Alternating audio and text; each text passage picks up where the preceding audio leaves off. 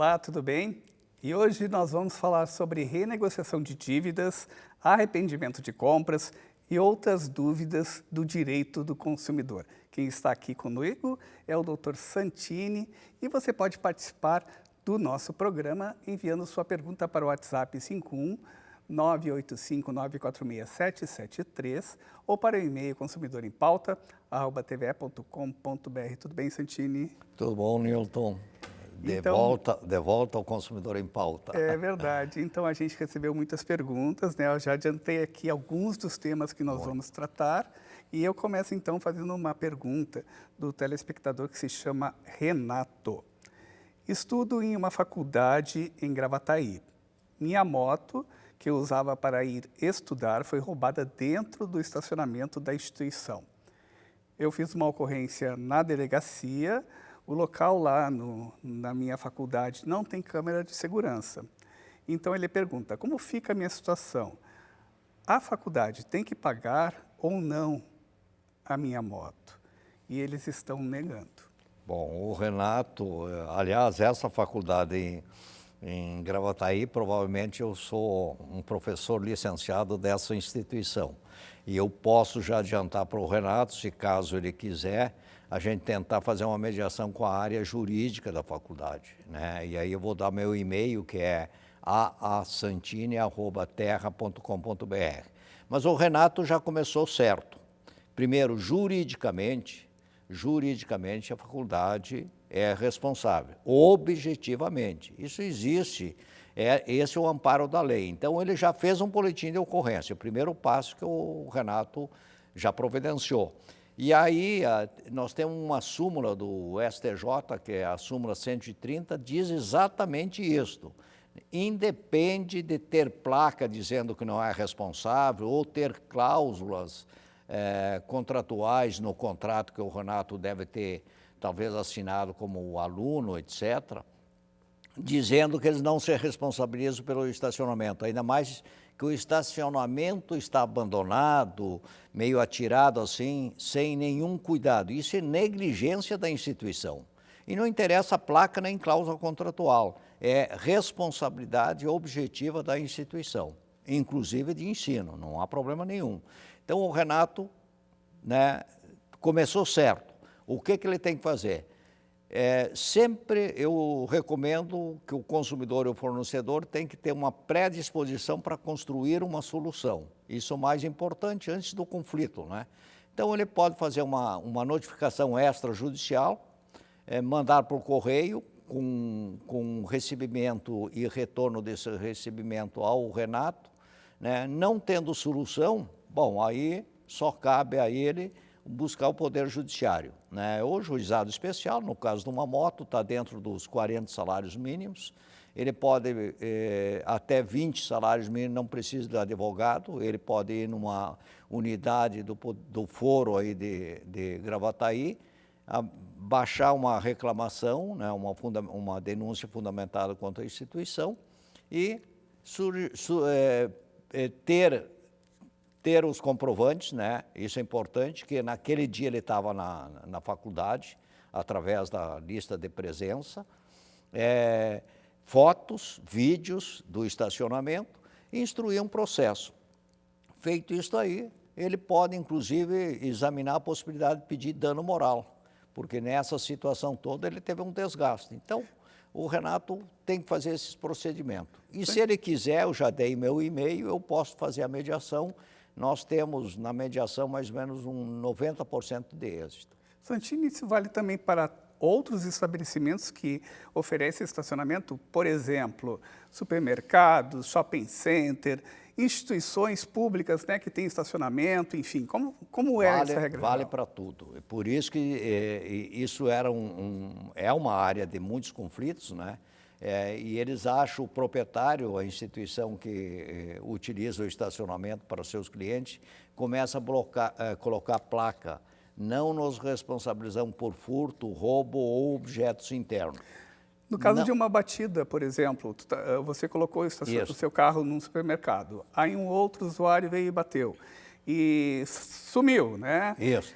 E aí você chega e seu carro está batido.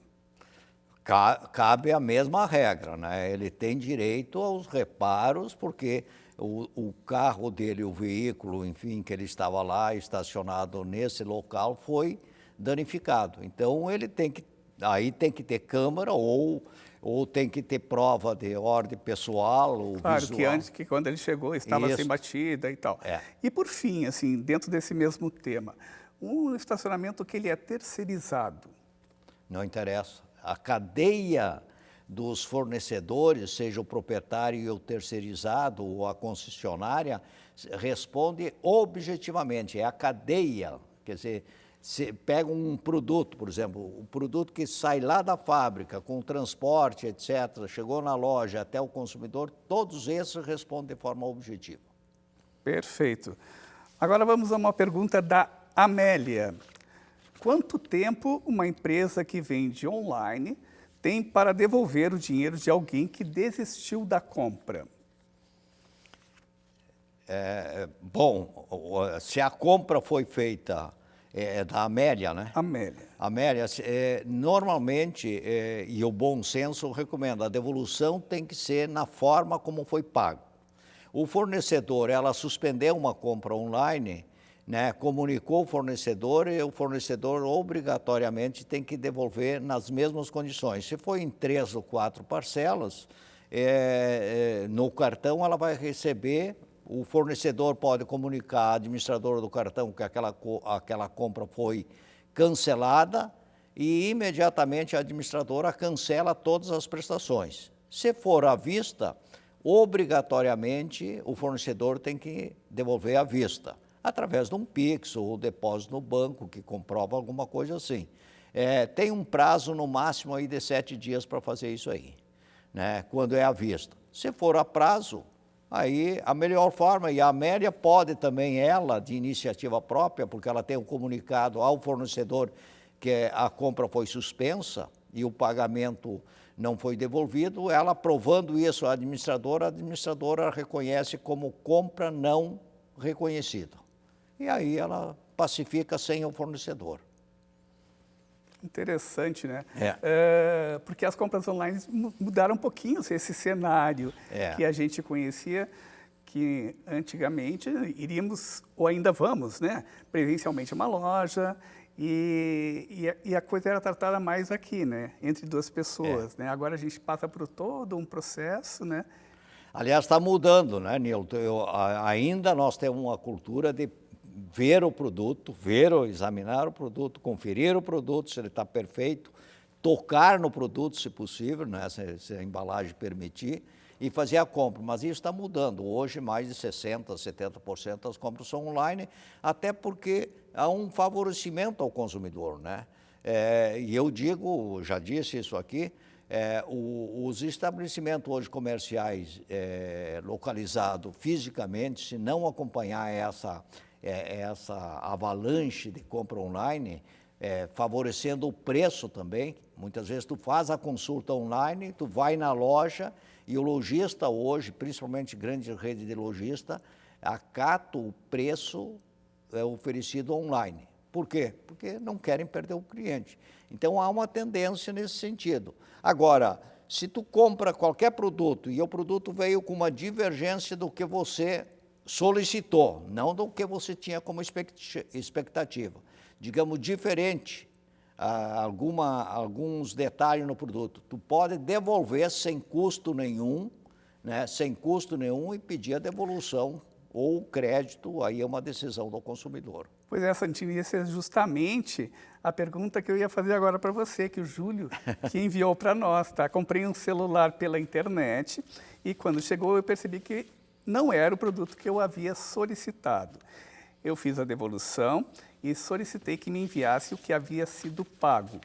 Isso faz 2 meses e até agora não recebi dinheiro nenhum. O que eu faço? Eu paguei à vista. Então, aconteceu justamente com ele isso. Ele comprou um celular, quando chegou, opa, esse aqui não é o que eu comprei. Perfeito. Aí o Júlio viu, uma pergunta vincula a outra. O Júlio tentou, e ele disse o seguinte, ele pagou à vista. Bom, então não tem que interferir a administradora de cartão nenhum, ele tem que formalizar essa solicitação imediata ao site e ao fornecedor que mandou um produto errado, né? Esse celular não era o que ele havia escolhido, e pede a devolução imediata. É uma decisão dele, né?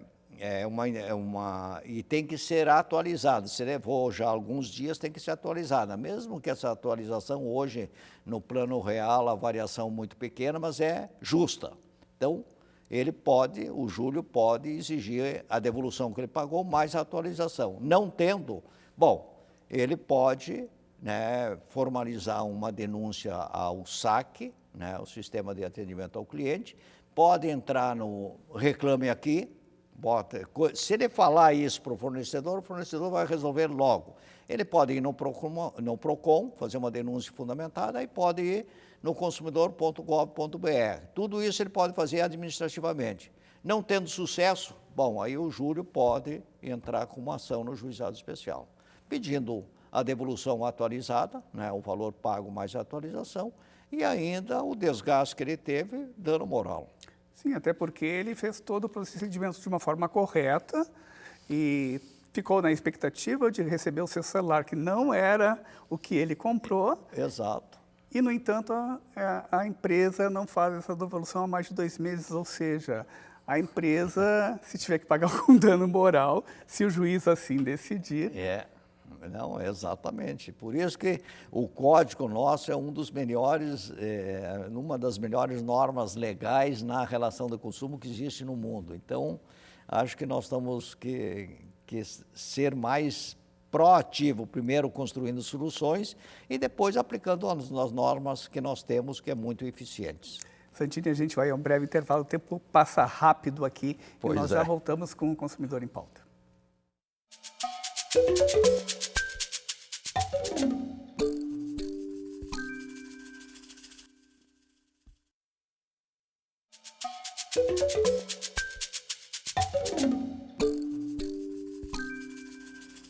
Estamos de volta com o Consumidor em Pauta, hoje falando sobre direito de consumidor. E você sabe, toda segunda-feira a gente recebe aqui os convidados especiais para falar e responder as dúvidas sobre o direito do consumidor. O programa é feito por você e você pode mandar a sua pergunta para o WhatsApp 51985946773 ou para o e-mail consumidorempauta@tve.com.br. E hoje quem está aqui conosco é o Dr. Santini. Santini, vamos continuar então respondendo as perguntas que chegam pelos nossos canais de comunicação. Essa pergunta aqui é bastante interessante, né? Ele diz o seguinte: renegociei uma dívida que tinha com o banco, depois fazendo as contas, eu identifiquei que a dívida triplicou de valor. Ele achou um absurdo, já fez a negociação e pergunta: o que eu posso fazer agora? Bom, esse consumidor anônimo, aliás, ele só se deu conta depois que assinou. Não há problema nenhum. Mas eu recomendo a toda pessoa que acha que está sendo cobrado abusivamente pelos juros e taxa do banco ou qualquer outro tipo de financiamento, ele tem todo o direito de provocar uma reunião para construir uma solução dentro da sua saúde e capacidade financeira. Bom, ele só se deu conta depois, não há problema nenhum, mas ele viu que é extremamente desvantajosa para ele essa negociação. 3 vezes o valor que ele esperava é um absurdo. Bom, primeira coisa, vai lá e fala com o gerente para falar a verdade, que se deu conta que a negociação foi mal feita, né? Mal feita pelo absurdo que estão cobrando. Bom, não tendo sucesso, ele pode denunciar no Banco Central, pode. Não há problema nenhum, no consumidor.gov.br, no Reclame Aqui, etc. Mas a intenção dele é construir com o banco. Não tendo solução, eu recomendo sempre, aí os bancos sempre dificultam, né, uma negociação administrativa. Então, procura, além do Banco Central, de fazer uma denúncia, procura um advogado para negociar essa dívida. Aí, através do juizado especial ou justiça comum. Porque normalmente há uma abusividade de taxas e juros elevados. Pois é, o que é considerado abusivo, Santini? Olha, qualquer coisa fora das taxas de juros oficiais, né? Claro que tem, porque na realidade são duas composições no mínimo, taxas administrativas, etc., IOF, etc., e mais juros, né? Hoje, tem juros mais de 400% ao ano, né? Então, por isso que o governo federal já lançou várias negociações onde o devedor chega a ter uma economia de 90% da dívida. Existe a possibilidade também, Santini, de eu ter uma dívida com uma determinada instituição bancária e depois eu pensar assim, bom, vou olhar num outro banco, ver como é que fica, é a portabilidade. É a portabilidade, né? Nilton, tu falou certo. Se aquele banco não está inflexível, tu pode ir negociar com outro banco, fazer a transferência, instituições financeiras, só você autoriza. É a portabilidade de toda tua conta e teus encargos, com uma condição melhor, claro. Isso tu faz em telefonia, tu faz em várias áreas, plano de saúde, etc. Interessante até porque fomenta essa concorrência de taxas entre os bancos. Isso é saudável, para as instituições também, olhando para a parte do fornecedor, mas principalmente para o consumidor.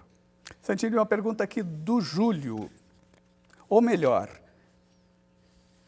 da Clarice. Eu estou lendo aqui a pergunta que eu já fiz. O que uma empresa deve informar ao comprador em relação a um produto? Tudo.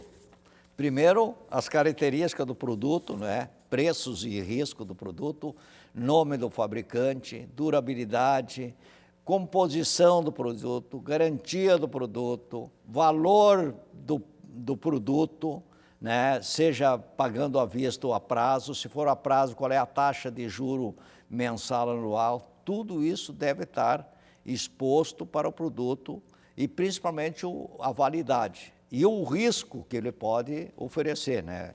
A composição do produto pode dizer, tem que ter em letras destacáveis, digamos assim, quem tem restrições ao glúten ou a qualquer outro tipo de situação. Então, né, erva mate não contém açúcar. Então é importante para quem gosta de chimarrão, porque o açúcar não é uma coisa muito recomendável, né? Então o produto tem que constar tudo, nome do fabricante, as características do produto, se tem algum risco à saúde, etc. Independente, né, se isso é online ou presencial. Por exemplo, vou em um supermercado, vou numa prateleira, pego o produto e olho a embalagem. Tem que estar tudo ali. Tudo ali. A validade, risco à saúde.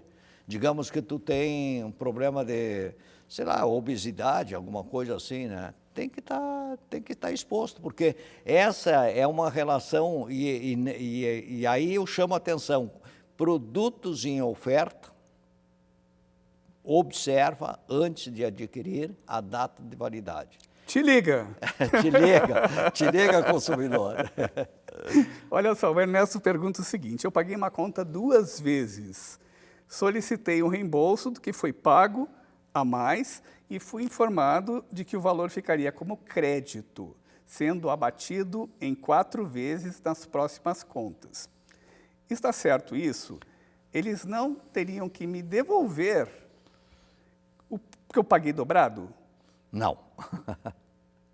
Ernesto, nesse caso não, porque o erro não foi uma cobrança indevida, foi um pagamento espontâneo do consumidor que pagou 2 vezes.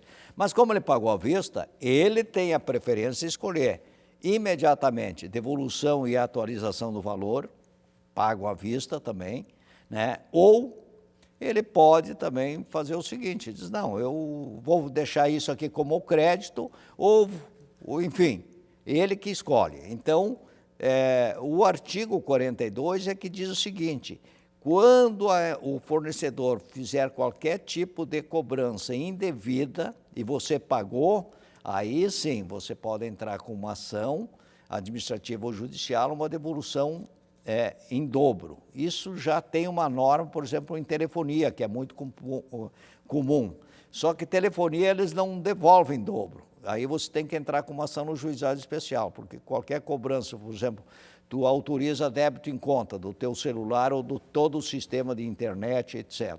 E aí cobro 2 vezes no mesmo mês. Aquele valor segundo é obrigado a fazer a devolução em dobro e corrigido.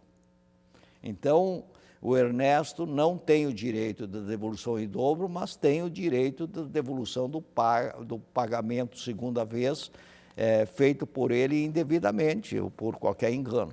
Aqui ele fala uma questão, né, que ele pagou e 2 vezes a mesma prestação. Isso. E a empresa está dizendo que vai parcelar essa devolução. Não. É uma decisão dele, ele pode até aceitar. Se ele tem prestação, ele pode aceitar, mas se ele precisa do dinheiro, tem que devolver imediatamente em dinheiro. Perfeito. A Cecília pergunta, tem uma dúvida. A garantia legal cobre tudo e qualquer coisa que aconteça com um produto? Em termos, sim, mas nem tudo, né? Por exemplo, eu peguei lá um produto, ele é de vidro, eu ainda estou dentro do supermercado. Mas olha, a Cecília, é bom alertar, ela pergunta sobre a garantia legal, é aquela estabelecida pelo Código de Defesa do Consumidor. Então, o que cobre? Vício de fabricação, defeitos ocultos e falhas de qualidade. Digamos que esse produto, e para produto durável, 90 dias, para produtos não duráveis, somente 30 dias. Essa é a garantia legal. Então, ela diz assim, digamos que esse produto tenha falhas de uso, de mau uso do produto, não cobre, se for comprovada. Então, por exemplo, se tiver lá vícios ocultos, cobre, né? Defeito do produto, problema de funcionamento, né, que diminui o produto, cobre. Agora, o que não, a garantia legal não cobre? Mau uso, desgaste natural das peças ou estragos por alguém que usou e não tinha não tinha o conhecimento adequado de como funcionava e como deveria ser ter sido feito o manuseio adequado àquele produto. Então, uma pessoa que usou indevidamente o produto, estragou. Então, não é responsabilidade da garantia legal. Eu me lembrei aqui de uma situação que aconteceu comigo. Em um determinado momento, entrei numa loja e eu estava com aquelas mochilas, né, atrás, nas costas, sabe? Isso, no final das contas, até perde um pouquinho a noção de espaço. E eu estava numa loja e eu bati com aquela mochila e um produto na prateleira caiu no chão, quebrou. Aí eu pensei, não, eu vou pagar esse produto, foi um erro meu, né? Uhum. Mas seria assim mesmo? Vamos pensar assim, era um produto barato, logicamente, né? Mas digamos que fosse um produto caro, o consumidor entrou na loja, houve um acidente, não foi porque ele quis, de quem é essa responsabilidade? Em tese, se fosse uma queda do consumidor, ele tem resguardo e amparo do código, porque a infraestrutura de segurança é do estabelecimento. Mas, neste caso, sempre predomina o bom senso. Não foi provocado intencionalmente, né? Foi um ato decorrente de uma movimentação ou de um movimento qualquer. Normalmente, o lojista assume. Porque isso ele articula depois com o fornecedor, dizendo que houve uma queda, etc., tá, resolve por ali. Mas se o cara quiser pagar e você teve uma atitude nobre, é a atitude também do consumidor, por isso que nós temos direitos e deveres, você espontaneamente se prontificou em pagar, porque assumiu a responsabilidade. Então, o bom senso predomina. Mas quando não tiver bom senso, bom, tu pode defender os teus interesses que não teve intenção e ele pode acusar que o teu movimento foi inadequado e acabou dando um prejuízo ao fornecedor. Aí discute e resolve.